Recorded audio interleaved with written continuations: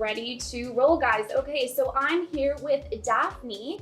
Daphne, you are the owner and you run Boa Boutique. And I would love to learn more about the fashion industry and what exactly you do here in Oakville.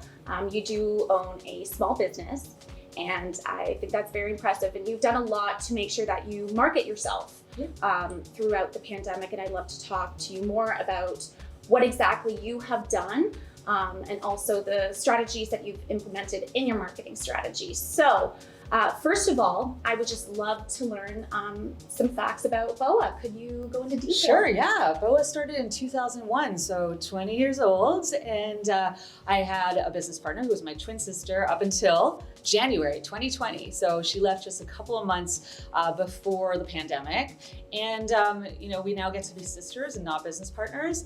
We committed very early on to having a socially conscious business. We still are on that path. Boa still is very environmentally conscious, socially conscious. I'm a conscious buyer when it comes to fashion. And we just like to have really good customer relations and commit to style, pricing, and being fashion forward. I love it. And if you could share one thing that people might not know about Boa Boutique, what would it be? It would probably be the name. When we picked the name, it was basically an acronym because my sister asked, and her name is Ofra. So it was BOA because Ofra asked. We were driving each other crazy trying to pick a name, and we just settled on that, and it ended up being an acronym, and that's basically it. I know. I always find it very interesting how names come about. I'm always so curious about the names. And then you add twin sisters to the mix. Well, exactly. That's right. And so another question I have for you, this is kind of fun. There's a definition to everything, but how would you personally define fashion in your own words? I think it's an identity. So I would consider myself a fashionista, but that's because I genuinely love clothes and style and the reinvention and how fashion is cyclical and watching it do that and changing. But I'm not attached to brands, and I'm not attached to designer names and things like that. So for me, it's just a character and changing regularly, and the movement, the flow of colors and textures. So it's just on in the roots form of fashion. That's probably it, yeah.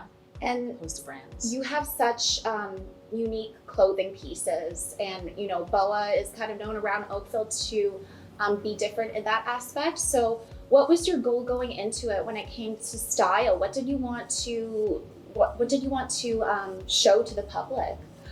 Just something that was fresh and different that you couldn't find everywhere, but still being price conscious and committing to the idea that it's a boutique, so you're going to have less quantity of it. You want to know that somebody else is not wearing it, but not being too different, because I learned early on that I might like it, but the things that I loved didn't sell. So I learned very quickly to buy things that people needed, wanted, and committing to keeping it unique, but still suiting their needs. And I really like that you say unique, because as we all know, the fashion industry is very unique. It's constantly changing. There's different trends, and you have to stay on top of the different styles for every season, right? And obviously, like I said, the fashion industry is ever changing, and it won't stay the same. So there's always going to be some competition. There's always going to be some different ways that you can market yourself. So I wanted to talk about fashion industry marketing with you today, because you have implemented quite a few different strategies of your own, and I would love to share them with my audience. So could you tell us one of your biggest strategies that you have right now that has worked for you during the pandemic? I think mostly, if not all of it, would be using the live format on Instagram. And it was more of an act of desperation that I ended up there. I was very private prior to the pandemic, and I just had to put myself out there to try and unload stock. So the live was what I used. And have you seen a lot of positive feedback and reactions due to these live sessions? Yes, absolutely. Community.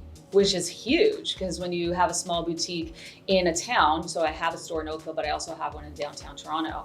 But each store is in a community, and building those relationships within the community, but on a social platform, on a live show, and having people engaged, it was incredible. It was absolutely incredible. You couldn't put a price tag on that. Exactly. And the community here it can be small but large at the same time, because Oakville's grown so much in the past few years.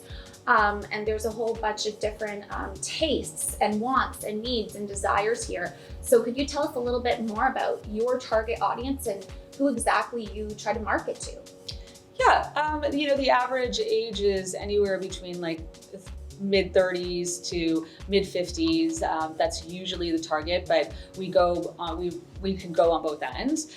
So I have, very mature women who have great style and they don't want to be boxed into age. And I couldn't possibly blame them, because I don't think of style as an age. So I don't associate the two. It's your personality. You wear what you want to wear. You wear what you're comfortable in.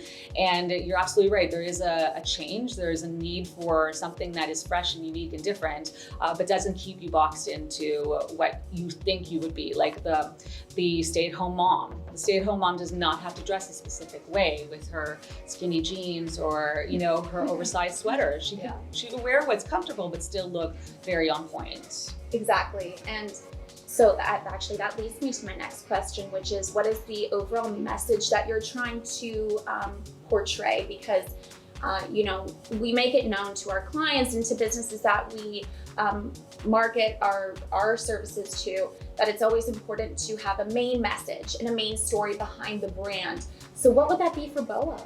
Probably just finding yourself and getting out of your comfort zone when it comes to fashion. Doing the lives has really contributed to that. I feel like people have seen us, we try on the clothes and they see how you could just sort of throw something together and, oh, that actually works. Oh, I would never have thought about that. And I love when people say, I would never have thought of pairing this with this. And they do it, they try it, and they're like, that was not so hard, I'm gonna try it again. So I really enjoy that. I feel like that has been something that's evolved, especially during the pandemic. Because if not now, in the state of the universe where things are so rapidly changing, you can really be free, then when? Exactly. That's very well said, Daphne. And you touched on the pandemic really quick just now. Who or what inspired you to push forward during this troubling time? Because I know it's not been easy for anyone, especially the smaller businesses. Mm-hmm. So, like I said, who or what inspired you to just keep pushing forward? Well, as you know, there was the construction in downtown Oakville, which is where our store is located. And when that construction hit, it was 2 years ago. It was 2 years of construction. And that type of construction could close stores. Yes. I cannot possibly pretend that it didn't affect me. It really heavily did.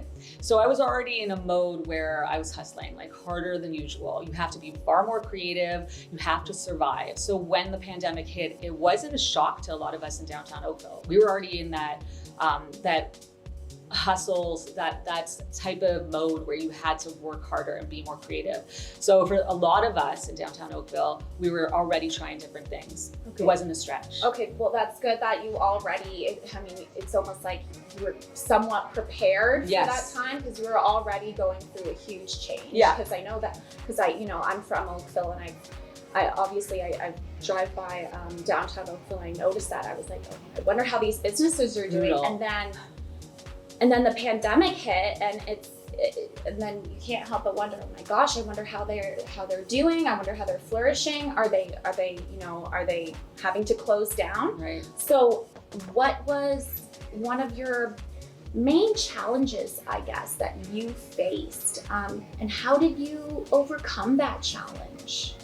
One of the bigger challenges was really how to navigate the platform. Yes. As I mentioned, it was new to me. I didn't actually have my own Instagram account until 2 months prior. I was not active on Facebook. I'm pretty private. So I was suddenly on the phone all day, and all of my staff were laid off, right from the start. So it was just me attached to a device. My back was, I had pain in my back that developed pretty quickly and just gradually got worse. I still wear my back brace thing in the store because, you know, that needs to be corrected. So that part of it was really, really challenging to work alone and navigate the platform.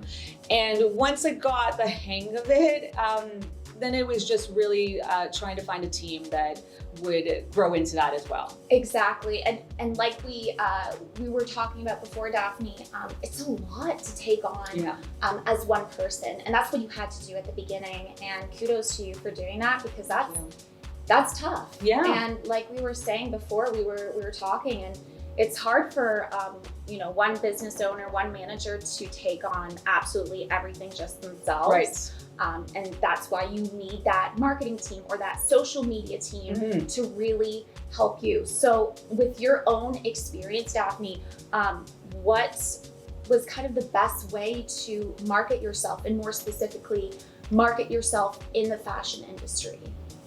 I have always been true to just what fashion is doing. Like I wanted to not go too far, but not stay too far behind. Was just like follow the trends, stay on top of them, not leave my my shoppers really far back in the fashion world. So I always try and offer, even though even sometimes it could mean that product, if I'm trying to get ahead of the curve, ends up in the sales section because it's too early. I still will try to do that because that is my commitment. I would still want to offer things that are ahead of it a bit. Oh, definitely. And speaking of trends, what do you predict for future trends right now?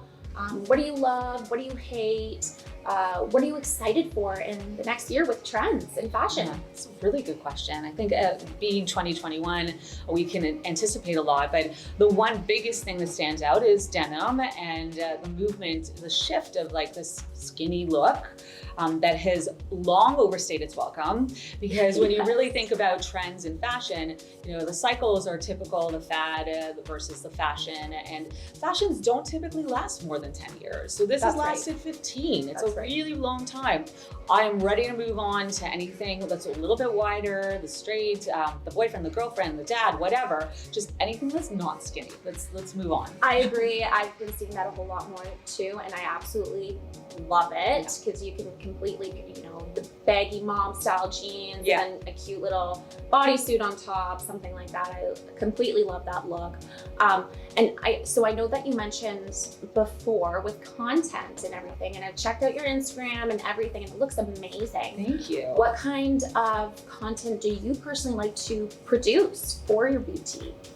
Oh, we try to keep it joyful. I think, you know, you want to see people who are happier. Wherever possible, I try to incorporate our staff if we could. I'm just now starting to incorporate our customers a little bit more. Amazing. It is a community that I'm working to build, you know, and I really like that people can see it that way and are part of it. I'm so grateful to the people who have been a part of, especially the lives, because we've really built this cute little niche group of people that have a good time once a week. And yeah, it's so much fun. So I really just want to develop that. Exactly.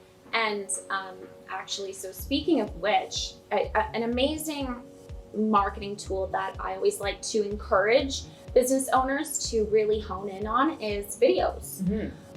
Because video content is the best form of content, and I'm not just saying that, but I truly mean it, because we've seen a lot of success with our videos as well as client videos that we've produced. Right. So how do you think that video could help promote Boa? You know, would you want to use more video into your marketing plan? Do you see that happening in the future? Yeah, I'm very lucky to be in an industry that's very image driven, right? Yes. There's a downside to that, but the upside is that it's images, and you can make those images moving. So I also think that's half the reason why the lives are successful, is because you don't just see a static model trying on a top. You see the movement of the top when somebody is trying it on live. You ask the questions about it.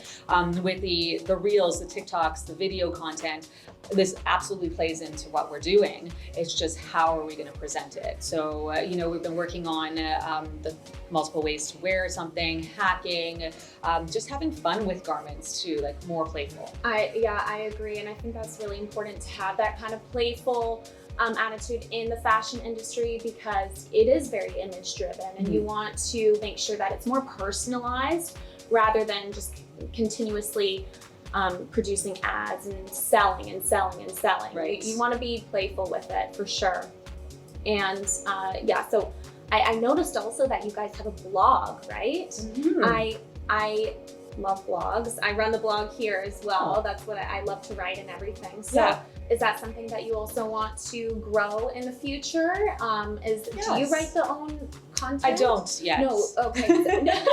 I would like to. It's just resources. Yeah, exactly. But is that something that you want to grow? Yeah. I think blogs are good when they're accompanied by the images. Because I think the words in the fashion industry can be really tricky to just use words. So when you have the images to support it, it absolutely makes sense. So we're working on that, yes. Exactly. And so Daphne, you mentioned the upsides and downsides. So could you just go more into detail, the upsides and downsides, specifically in the fashion industry, some that you've come across yourself? When it comes to images, I sometimes I don't want to contribute to issues in society, and some of those issues are body image. Yes. Especially when it comes to youth. So if I'm ever targeting youth, which sometimes I'm hyper aware of these things. But I know that a lot of people talk about body inclusivity, but at the same time, when you think about some people will come in the store, why don't you carry extra large? But people have to understand it's a boutique dedicated to what my category is, which is junior. So I can't fill my store with menswear, multiple sizes, different categories. I have to commit to what I have, but I have to be responsible with how I market it. Well, exactly. And that's definitely a huge thing right now, is the whole talking about body image. And I think that's really important. Mm-hmm. I myself have had experience with all of that, like with eating disorders and everything. And I know it's a topic that's celebrated a lot more often now, and I think that is amazing, because that's something to definitely focus in on. But I love that your overall story and your overall message is to be inclusive and to make people feel confident in their own skin, because that's definitely something that needs to be talked about a whole lot more. Now, what, according to you, does it mean to have a successful brand right now? Question. Like, what does that mean to you? What do you think? What does it take to have a successful brand in 2021? For me, it would be when people are engaged and they like products when they come into the store, but they keep coming back because they're encouraged to try new things. So they want to explore. And when they're a part of that community in this tiny little boutique, that to me is what I want to focus on. I don't need to go mass scale. A boutique is a boutique. Yes. So, let's call it what it is. And when you come to a store like mine, you're anticipating getting something that's different. And when you throw into the mix of social consciousness and all of those type of things, I want people to know that I'm active, and I try to do as much as I can responsibly in the fashion business. And I want that told in the story. That's amazing. And when it comes to marketing, a boutique rather, in comparison to a larger company, for example, do you think that there's key differentiators between those two? For sure. Yeah. To me, I'm selling fashion. And when I think about other businesses that are on the large scale, while they're selling style, they're selling clothes. Yeah. Because it's in mass, right? What we're doing, especially with these new formats, is styling. So you're adding that to the mix. You're telling people how to wear it, what to wear it with. There's so many other elements. It's not just here's a top, it's short.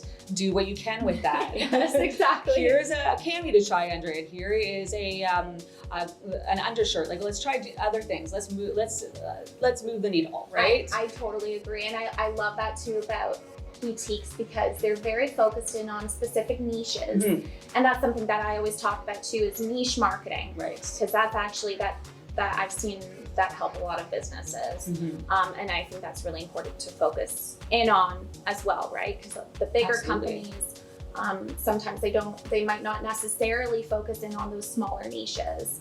They cater to the larger audiences, right? Yes. Whereas boutiques, they're more focused. That's what I've noticed in my experience.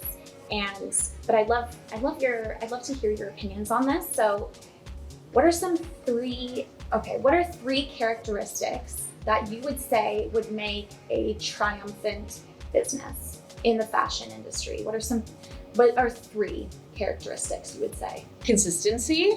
You know, if you're not consistent and you're all over the place in fashion, either whether it's size categories or style, that could hinder the growth of a business. Awareness, you know, being aware of what the trends are. So you have to know if you're ahead of it, behind it. Like if you have these understandings, you could probably do better because you know where you land. Yes, exactly. And, you know, an overall understanding of business is definitely going to help. You know, if you have the basic skills for business, if you have acumen, that's going to contribute a lot. Amazing. Yeah, exactly. And we were talking about how throughout the pandemic too, that you've befriended a lot of these smaller businesses around you. Yeah. And you have this community now. So can you tell me more about that? Because I want to hear that again. Sure. Yeah. You know, there's so people inspiring. like, you know each other in passing, other boutique owners, people in the industry. But I found a lot of us really started to get to know each other a little bit better, and there was more of a camaraderie. And when that happened, it's really beautiful. Like when you do that. And yeah, completely. Yeah, it's a nice feeling. So it was nice to be a part of that with people who are in my trade. Yeah, and were you able to kind of give each other ideas on, how to market certain aspects of your business, or content ideas or fashion trends? Did you kind of play off of each other a little bit in that way? For sure. I think whoever you talked to that was in the industry, you got something out of, and you would hope they got something out of you, because we wanted everybody to survive in the business. So it was sharing our knowledge. Okay, amazing. Well, Daphne, we're gonna wrap this up, but before we do, I just wanna ask you two last questions. They may be big questions, but and I know this can be a bit difficult for business owners to answer right away, but where do you see your business in the next 5-10 years or so? What are your overall goals in the future? Well, I hope to still be in business. I think that's I feel so grateful that I've been in this industry for 20 years, and I love it. Like, I truly, genuinely love being in fashion, and I love the people, and I love communities. If I was thinking about a direction, I really want to be responsible in this industry, because I know it's a very strong polluting industry. So when it comes to eco-consciousness, social consciousness, I try to be involved in that as much as possible. I've always been hyper aware as a buyer, and I don't want that I don't want to downscale that. I want to upscale that. That's incredible, and I think that's very important now more than ever. With what's going on in the world, climate change, everything like that, I think a lot of businesses should be focusing in on those specific characteristics for sure. And what would you say some of the next steps that you will take to reach these goals? I want to educate the consumer, because if they ask more questions and they're aware, then we're all becoming more aware of what this industry is doing. So if we ask questions, then when I sell, for example, this robe that I'm wearing is an upcycled garment, and what upcycled means, what it would mean to them. So that is really important to be able to put out that message. That's amazing. And so my last question for you today, Daphne, what is one piece of advice that you would give to a fashion brand or a boutique that's struggling right now? What's one piece of advice you would give them during this really stressful time? I think during this time is, don't be afraid to try new things, because if at any time you could do it, it's now, because there's no judgment. And I feel like, we are in a world where there's tons of judgment, especially on social platforms, and you can't really break outside of the norm and, the aesthetics of that platform, a lot of these platforms. So just go for it. Just try something different. Just see what happens. Like, you have nothing to lose in this state of the universe. That's a great piece of advice. Thank you so much, Daphne. Thanks for speaking with me today. Thank you. That was absolutely amazing. I learned a lot just from this episode. Thanks. And hopefully we can, do maybe another one sometime as well, because Awesome. you have a lot of insights and experience, and I'd love to share that with the community. So guys, you can check out Boa Boutique on Instagram and Facebook. It's at Boa Boutique, right? Yeah, Boa Boutique. Yeah. And also go ahead and check out Microswift.ca to learn more about digital marketing and social media marketing. We are here for small businesses during this time. You can also check out our social media channels at Microswift_Canada. Thank you guys so much for listening, and I will catch you in the next episode.